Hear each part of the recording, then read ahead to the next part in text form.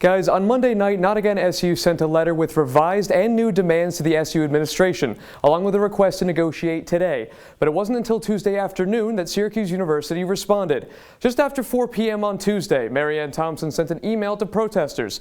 She said that negotiations would only happen if the university and protesters could, quote, agree on a shared process for the meeting. That meeting happened at around 6:30 last night. What happened throughout the rest of the night, however, is critical. Just a few hours after that meeting concluded, Not Again SU announced on social media that negotiations would be happening on Wednesday. They had told administrators that they had until midnight on Tuesday to agree to terms of negotiation. As they found out later in the night, neither would happen. Marianne Thompson sent Not Again SU an email just before 10:30 p.m., saying that they would respond to the terms by noon on Wednesday, not midnight on Tuesday. Not Again SU believed this would hurt their ability to prepare. They called Thompson to ask why SU would miss their deadline. Take a listen. Yeah, it's definitely better than silence. I was just wondering why that is and why noon. Like noon is very, very close to 4 p.m., which is when the actual negotiations are to take place. Yeah, I hear you. I don't have an answer to that. I would assume that the goal would be to get it to you before noon, but I wanted to give,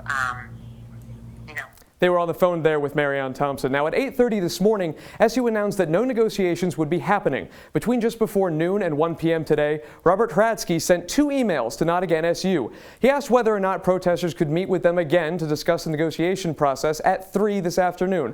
Now, it's unclear at this time how they responded to that request, but what we do know is that Not Again SU is still on the street demanding for negotiations. Guys?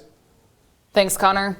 The Faculty Action Collective also is demanding a series of actions from the administration, including 11 resignations. You can see that list of names on your screen now. This expands upon the 4 resignations the Not Again SU movement has been calling for. The group says the university has undermined its core values by inflicting harm on students.